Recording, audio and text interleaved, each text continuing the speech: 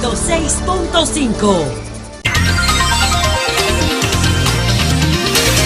Son las 10:02 y está con nosotros Antonio Tavera Guzmán, presidente de la Asociación de Industriales de Herrera y de la provincia de Santo Domingo. Vamos a conversar de inmediato con Antonio Taveras Guzmán, que ha estado pues insistiendo en el tema que tiene el peso de la corrupción en la falta de desarrollo institucional en la República Dominicana. Incluso lo vimos que estuvo acompañando recientemente la Carpa Verde en una exposición sobre el tema de la corrupción. Buenos días, Antonio. Buen día. Buenos días a todos y a todas, gracias por la invitación. Y nada. Impacto de la corrupción e impunidad en la economía dominicana, así se tituló la presentación que hizo en el Campamento Verde el dirigente empresarial. ¿Esto es un apoyo institucional de la asociación al Campamento Verde o aceptaron una invitación que le hicieron los organizadores para hablar del tema? Bueno, mire, primero la asociación siempre ha estado defendiendo las buenas prácticas, las buenas actuaciones en esta sociedad, la transparencia, ha estado siempre opuesta a la corrupción, porque la corrupción se lleva parte del crecimiento de este país, parte de la riqueza, impacta muy negativamente en el 97% de los sectores empresariales, impacta negativamente en la población en general, en los niveles de vida y, repito, impacta en el desarrollo de este país. Entonces, la asociación va a cumplir 47 años, está cumpliendo 47 años, mañana lo vamos a celebrar y esa ha sido su historia, defender lo que está bien hecho, defender lo correcto, y nada, y criticar y hacer propuestas en contra de lo que está mal hecho, porque nos sentimos siempre comprometidos con el avance y el desarrollo de este país. Sin embargo, Antonio, en todos los años que tenemos pues evaluando el desempeño del gobierno, del sector público, jamás se había contado con tantas medidas que se suponen llamadas a garantizar la transparencia y a prevenir la corrupción, cuando prácticamente ha desaparecido el grado a grado, que se ha quedado en expresiones muy mínimas como la que vimos reciente de la ONSA en cuanto a compra directa, pero ya la mayor parte de las cosas no se pueden hacer con compra directa. La cantidad de personas que no tenían oportunidad de participar como oferentes del Estado, que ahora tienen la oportunidad de participar en un clima de mayor transparencia, y si sienten que hay cualquier error, impugnan una licitación y esa licitación entonces se anula. ¿Estas cosas no han sido suficientes? No, claro que no. Fíjese, la corrupción es producto de la falta de institucionalidad. O sea, la corrupción no es un problema simplemente moral, es un problema de falta de institucionalidad, falta de aplicación de las reglas que todos hemos pactado y que cuando alguien falla no se le aplica, es decir, la impunidad. Esa es la razón por la cual tenemos corrupción, por la cual muchas veces los niveles de criminalidad en una sociedad llegan a puntos que son prácticamente insalvables, porque no aplicamos las reglas que nos damos. Mire, es cierto que en los últimos años aquí se han aprobado leyes que tienen que ver con la corrupción, leyes de mayor transparencia para el asunto de las compras, se ha avanzado en eso.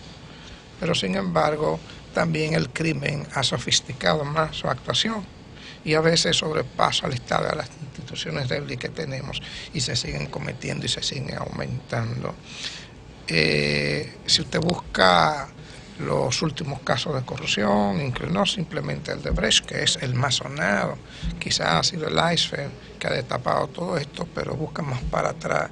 Y en todos los gobiernos que hemos tenido hay mucha corrupción. pero en los últimos años ha habido escándalos de corrupción muy fuertes. Mire, y escándalo de corrupción porque al parecer el liderazgo político actualmente ha estado en su gran mayoría involucrado en muchos de estos casos. Entonces, al estar los que dirigen la política, y los que dirigen la política son los que dirigen la sociedad. Pero ¿como en cuáles casos han estado involucrados ese liderazgo? ¿En cuáles casos, por Bueno, ejemplo? pero mírenlo ahí, hay mucha gente señalada que del liderazgo político de todos los partidos, en el caso de Brecht ahora, en los casos de los tucanos estuvieron involucrados políticos también.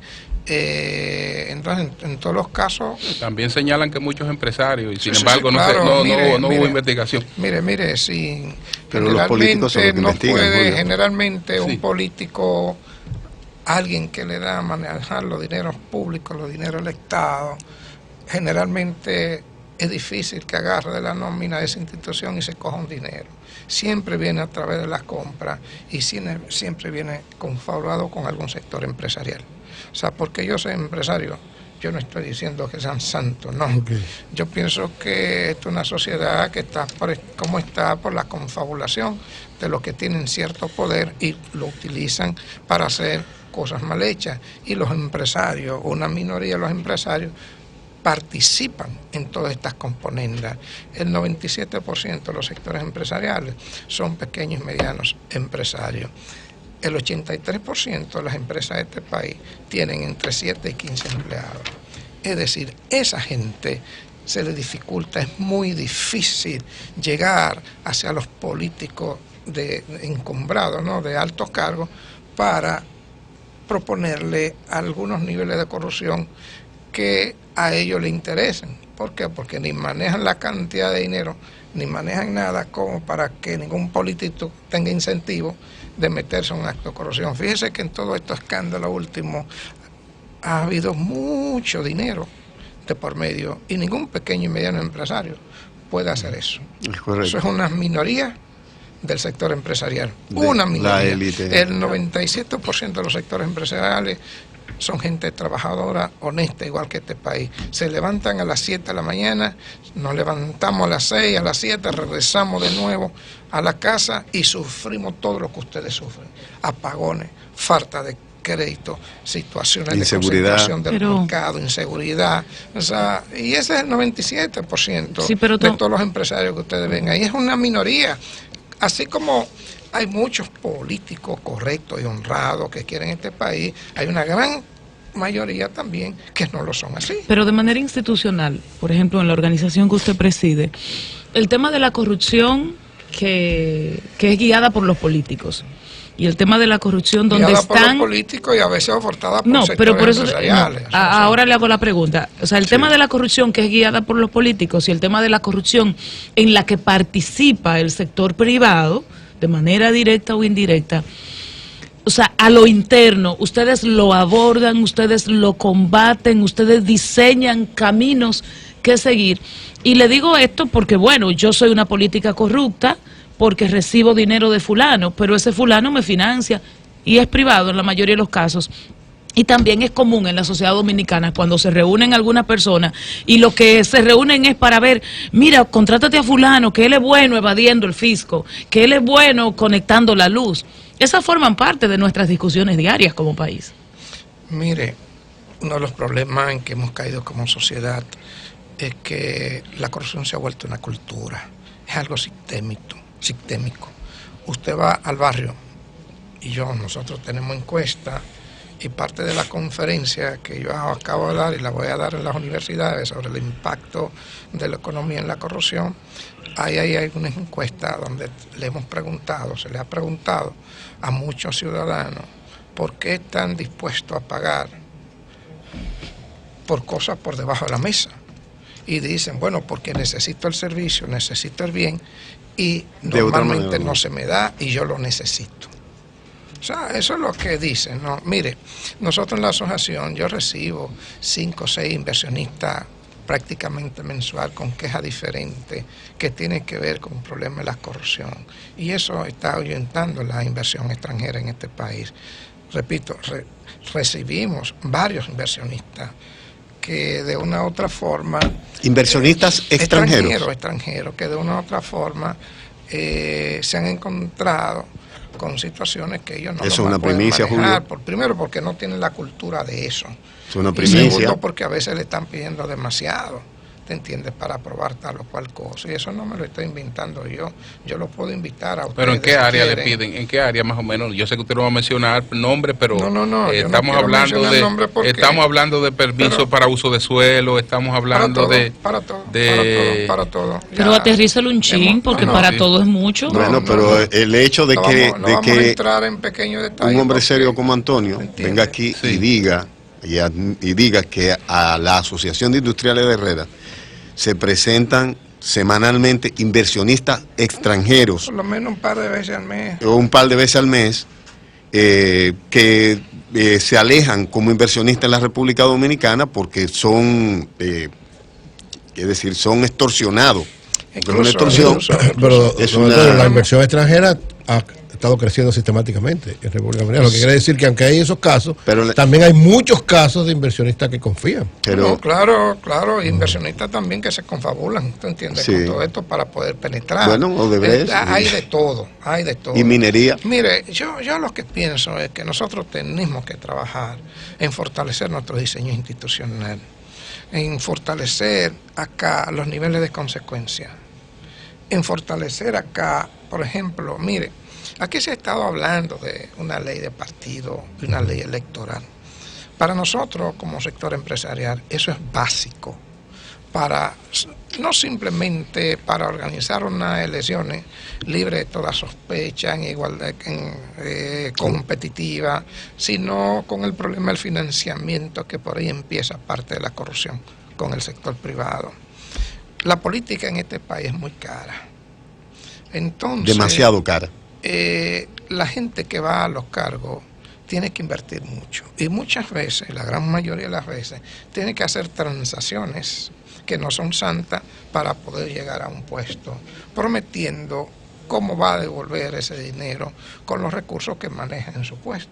Entonces yo pienso que la ley electoral tiene que ponerle freno a eso. El problema acá no es si son primarias abiertas o son primarias cerradas, no, eso no tiene importancia, señores. Lo importante es cómo vamos a organizar un ambiente electoral, una participación electoral, donde no cueste tanto ir a los cargos, donde la gente que vaya a los cargos sean electas por su discurso, por su propuesta, por su comportamiento ético y por la representación de sus comunidades. Señores, cuando un diputado es electo... Incluso transparentar transparentar ¿usted está de acuerdo con transparentar la financiamiento, representación? Eso es básico, transparentar el financiamiento de los partidos políticos, sobre todo el sector privado. Eso es básico, señor, y ponerle un tope a eso. La Junta Central Electoral acaba de decir, y estamos muy de acuerdo, que una campaña de tiempo fuera de la ley, eso le hace mucho daño a los procesos electorales. Y yo pienso que sí, pone a rodar el dinero. Es decir, ¿usted está de acuerdo con la resolución de la Junta?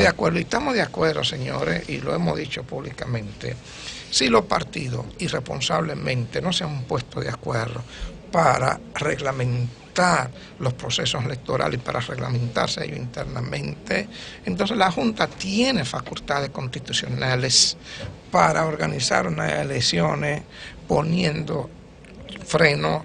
Pero no para reglamentar internamente los partidos. La Junta no tiene. No tiene, pero sí pero para para la campaña, eso es reglamentar los correcto. procesos Sí. electorales. Pero que no para estamos en proceso limitar electoral el todavía. tiempo, para limitar el tiempo, para limitar inclusive el dinero que le llega a los partidos al sector privado. Tiene facultades para eso. La ley se lo Entonces, otorga, la 97. La Constitución de la República, Entonces, ya don Julio lo dijo, si en septiembre esto no está, nosotros nos vamos a ver obligados a empezar a reglamentar nuestro proceso electoral con las facultades que nos da la Constitución.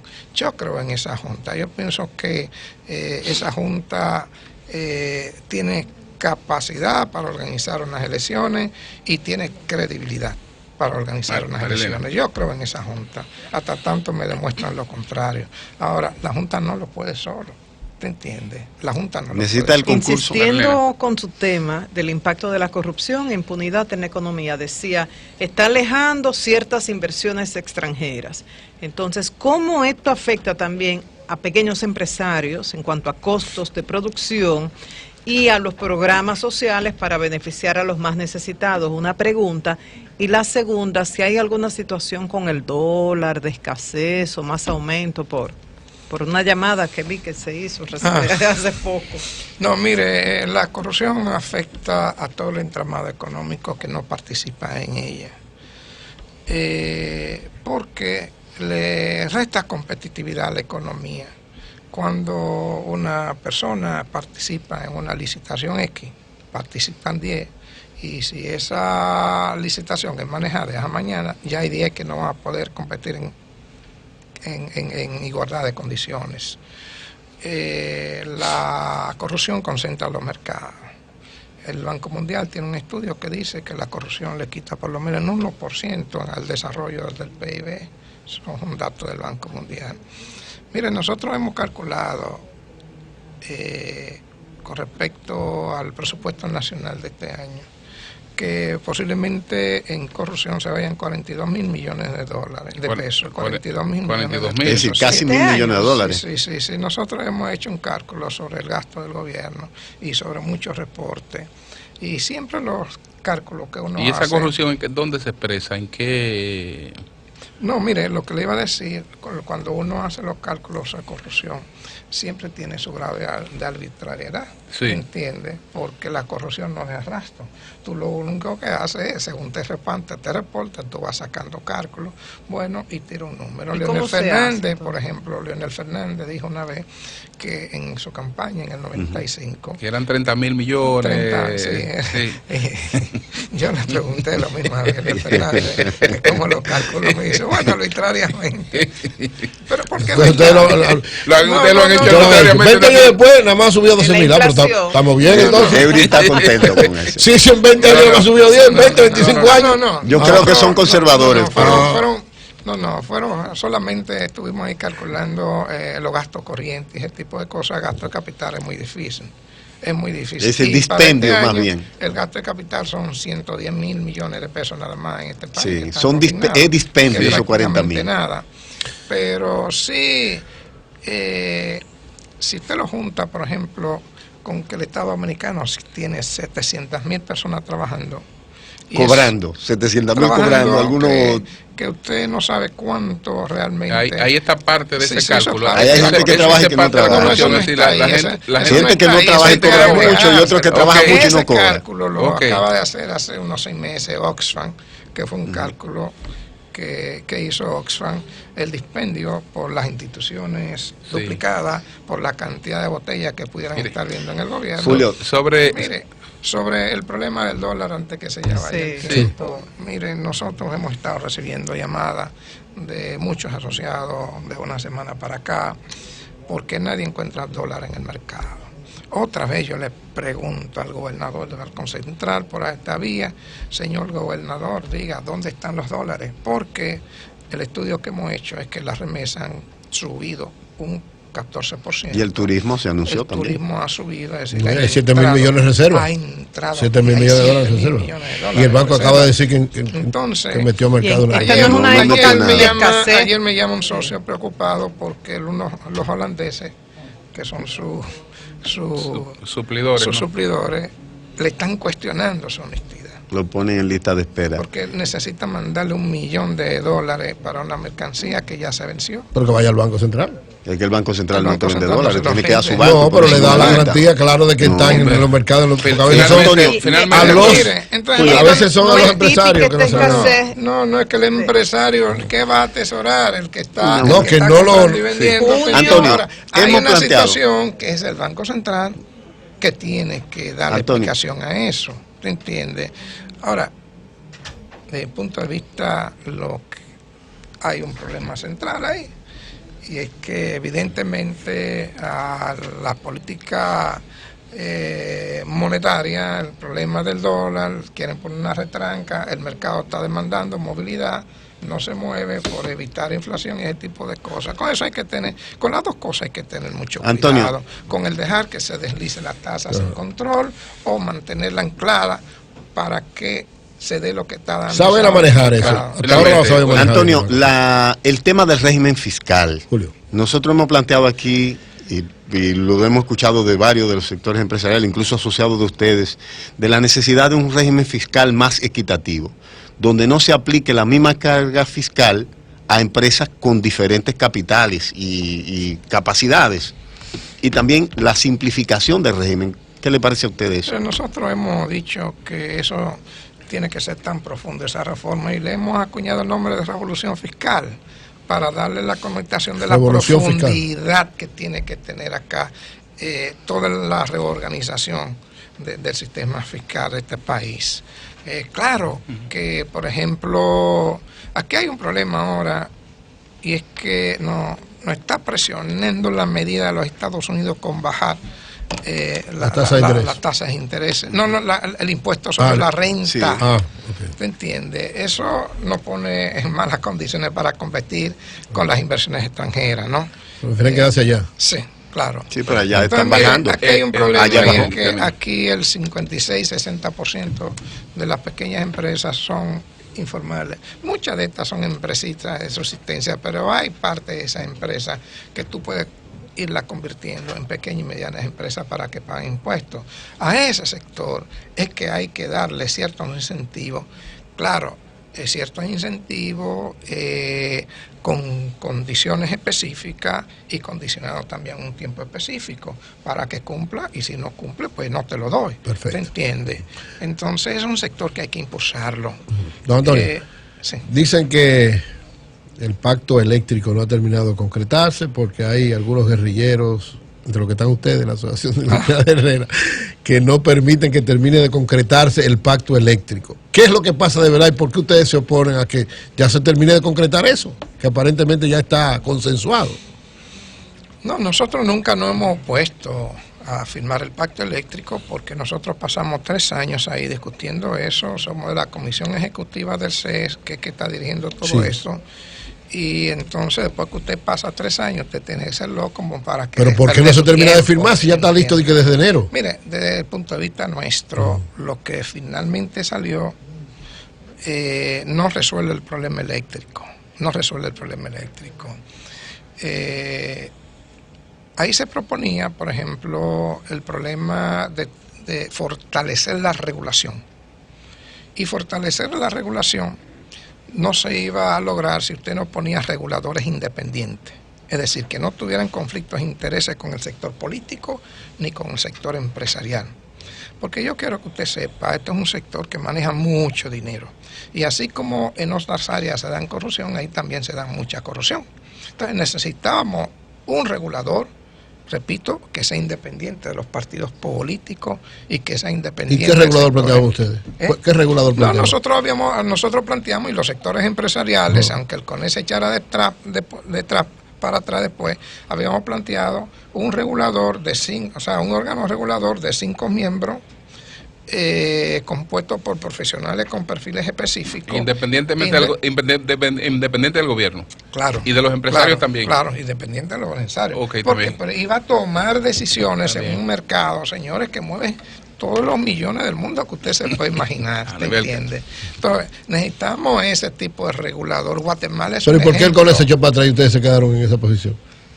Habría que preguntárselo a ellos. Cuando estaba Papo Blanco, nosotros llegamos a acuerdos sobre eso, sobre ese órgano independiente. Bueno, luego el presidente, de los 10 puntos que mandó el presidente, decidió nombrarlo él, como está ahora, ¿te entiendes?